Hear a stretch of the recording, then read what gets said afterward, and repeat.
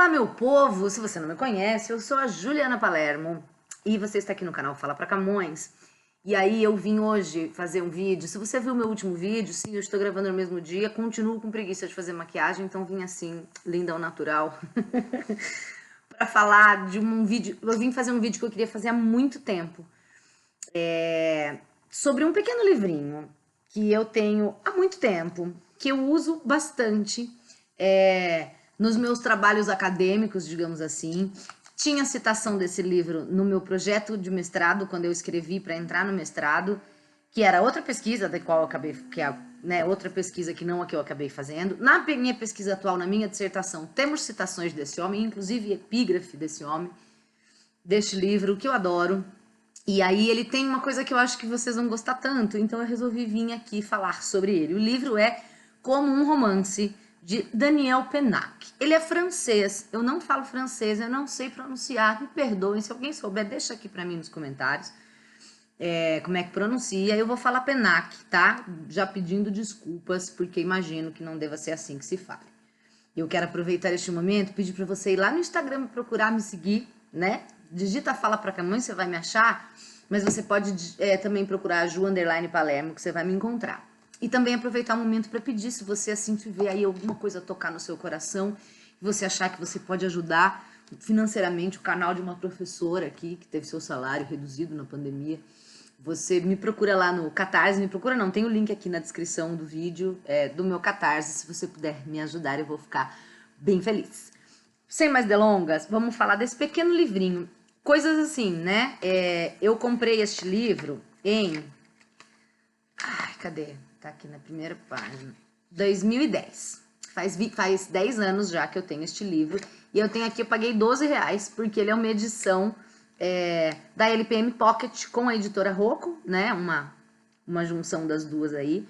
É um livrinho de edição de bolso. Nem lembro onde eu comprei, mas achei muito interessante. E ele Eu tô aqui para falar sobre uma parte específica, que são os direitos do leitor. Mas eu quero falar para você de uma maneira geral, porque este livro, Daniel Pennac nasceu em 1944 em Casablanca e fez sua carreira na França. É autor de dezenas de romances. Em 2007 recebeu o prestigioso prêmio Renaudot por Diário da Escola, que é um livro dele, né? Do alto da sua experiência de professor, um estilo a um só tempo irônico, super e poético, muito. O aclamado romancista Daniel Pennac investiga as chaves para o mundo da leitura. Como um romance, um ensaio sensibilíssimo, mostra que a magia da leitura perde-se quando o livro deixa de ser vivo, quando a narração ao pé da cama na infância passa a ser leitura obrigatória do programa escolar. Lendo para seus alunos, Pennac os fez perceber que Dostoiévski, Tolstói, Calvino, Garcia Marques, John Fante, todos, não importando a forma escolhida, contam uma história. Para entendê-la, basta voltar ao despudor da primeira infância, de querer tudo descobrir.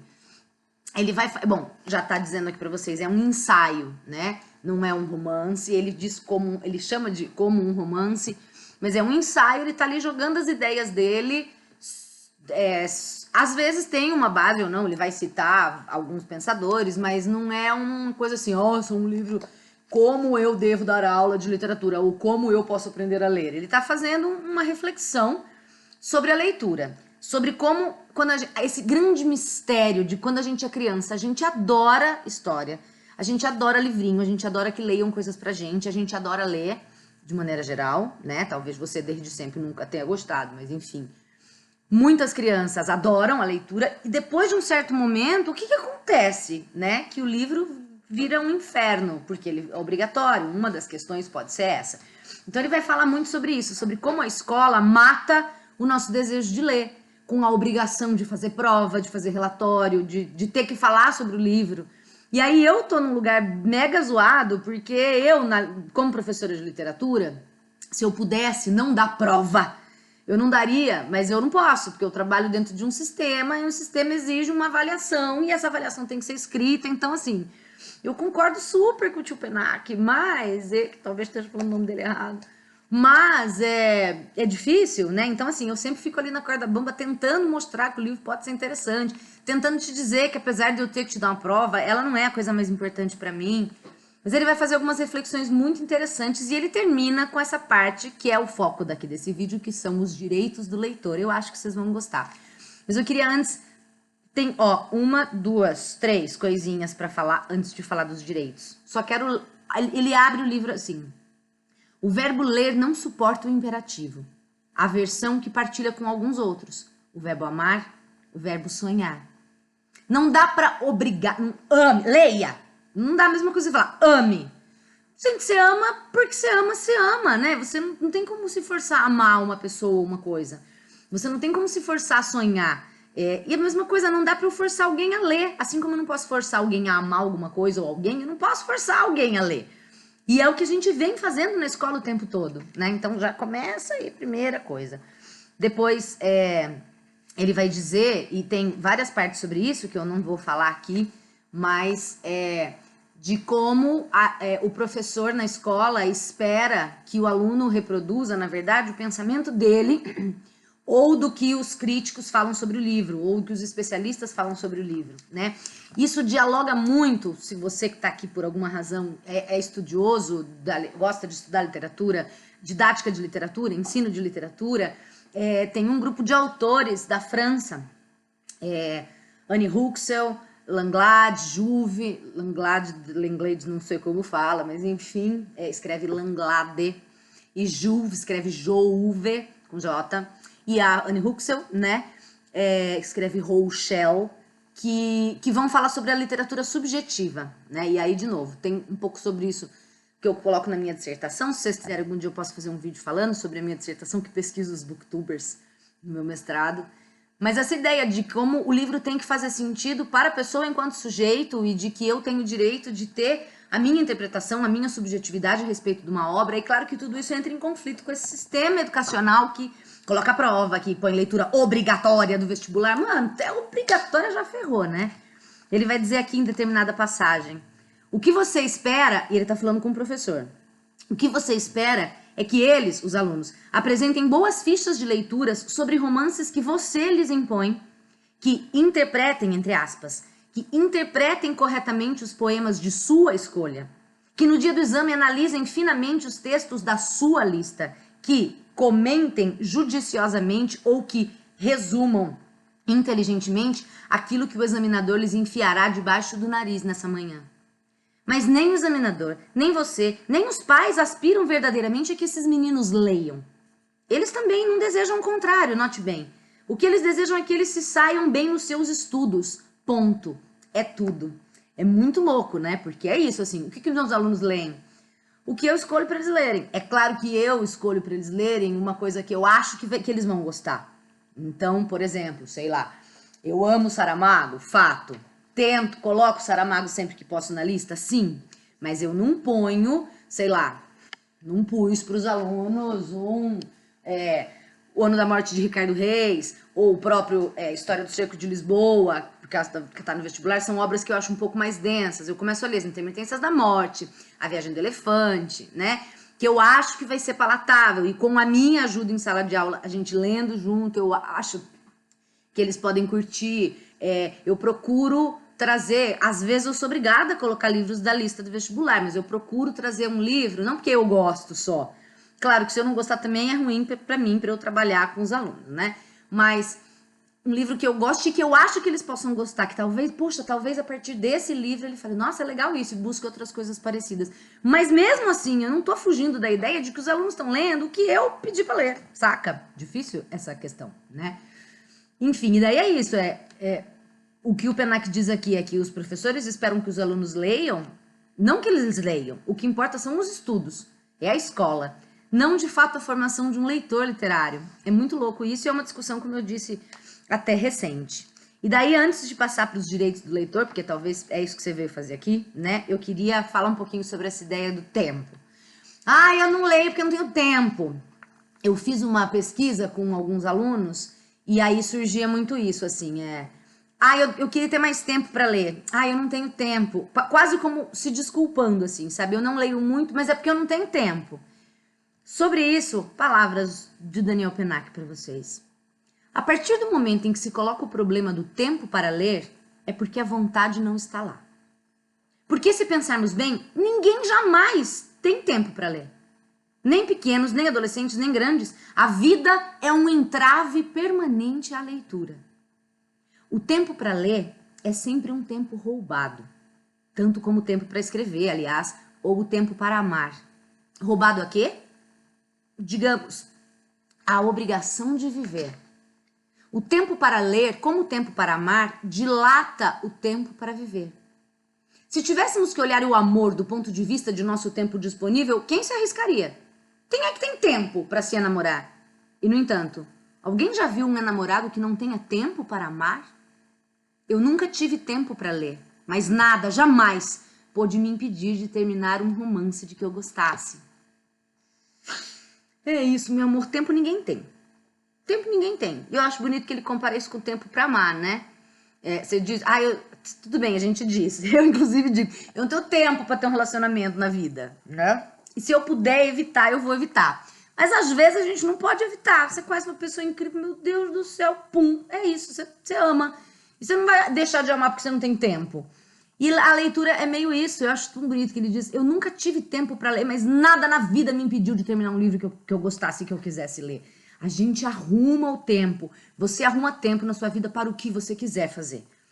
Seja o seu curso de inglês, eu tô falando de tempo e não de dinheiro, né? Seja, sei lá, jogar o seu futebol, seja se exercitar, seja ler. Talvez você não consiga ler 1 hora por dia, mas aqueles 10 minutinhos que você lê alguma coisa ali, porque você quer. Eu acho muito legal isso que ele fala. A partir do momento que você coloca o tempo do problema para ler, é porque a vontade não tá lá. Porque se você tem vontade, você vai dar um jeito. Como a gente dá um jeito de fazer tudo que é importante pra gente na vida. Fica com esse tapa na cara do Penac e pensa nisso. Porque agora vem um carinhozinho. Que ele vai elencar, então, aqui no final do livro, 10 direitos do leitor. Ele vai dizer, em matéria de leitura, nós, os leitores, nos concedemos todos os direitos. Então, Daniel Penac vai dizer, eu vou ler para vocês quais são os 10 direitos do leitor. Segundo ele, direito número 1, o direito de não ler. Você tem o direito de não ler. Eu sei que muitos, inclusive, fazem uso desse direito, né? Muitos vêm aqui ao meu canal procurar resumos, análises de obras que eles não querem ler. É um direito seu não ler. Claro, se você vai fazer uma prova, vai prestar um vestibular e tem uma leitura obrigatória, e aí você não lê, você assume as consequências, mas é um direito seu, você tem o direito de não ler. E eu acho isso tão legal, né? Eu não li nada, né? Se considerar o conjunto que é da literatura universal. Não li nada, tem um monte de coisa que eu quero ler e eu ainda não li. E tem outras coisas que eu deveria ler e eu não quero ler. Eu tenho o direito de não ler. Eu tenho o direito de não ler Zé de Alencar. Eu já li alguns. Não quero ler mais. Eu tenho direito, mais ou menos, né? Porque, por exemplo, eu como professora de literatura, se uma universidade bota na lista de leitura obrigatória um Zé de Alencar, eu vou ser obrigada a ler para o meu trabalho, né? Não tem como eu não ler, porque eu preciso dar aula do livro. Mas, sei lá, eu tenho o direito de não querer ler. E aí, sei lá, vou arrumar outra coisa para fazer da vida. Mas você tem o direito de não ler. Segundo direito, o direito de pular páginas. Tá aqui o Penac te dizendo que você tem esse direito. Ele vai especificar depois um pouco mais sobre cada um desses direitos, e aí fica o meu convite, se você quiser saber mais, eu sugiro que você leia este livro, porque ele é incrível. Mas você tem, como leitor, o direito de pular páginas. Eu não consigo, confesso, né? Tô ali, mesmo que esteja ruim, se eu quero saber, eu preciso chegar lá, eu preciso passar, nem que eu leia mais rapidamente. Claro, depende também do tipo de leitura. Se não é uma leitura para fruição, ou seja, por prazer, é uma leitura de estudo, tá, mas isso aqui não tem a ver. Enfim, você tem o direito de pular páginas. Você, como leitor, terceiro direito, tem o direito de não terminar um livro. Já fiz muito isso. Não tô gostando, não tá sendo legal, não está me dando prazer, vou parar. Claro, de novo, livros que eu leio por obrigação, por trabalho, porque você vai prestar vestibular, é uma coisa.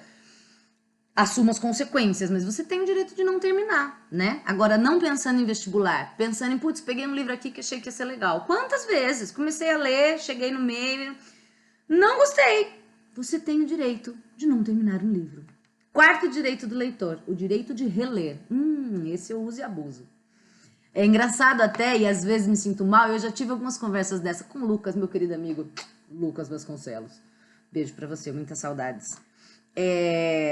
Nossa, tanto livro que eu não li, eu tô aqui relendo o livro que eu já li. Mas reler um livro é tão massa. É um direito seu, é um direito meu. Por exemplo, atualmente eu estou relendo O Ano da Morte de Ricardo Reis, do Saramago, que eu li em 2007, faz 13 anos, né? Lembro muito pouca coisa e tem sido uma leitura completamente nova. Cada vez que eu trabalho um livro com os alunos, por exemplo, eu releio.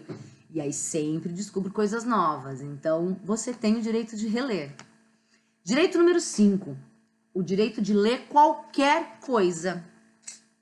Tá? Eu já devo ter dito isso em algum outro vídeo. Acho que eu falei isso no vídeo da Agatha Christie, né? A literatura policial, por exemplo, que eu adoro, não é uma literatura vista como grande literatura.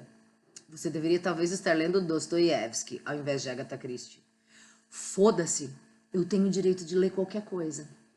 Você quer ler literatura erótica, você quer ler livros sobre a história do futebol, você quer ler romance açucarado, você quer ler o que você quiser. Você tem o direito de ler qualquer coisa.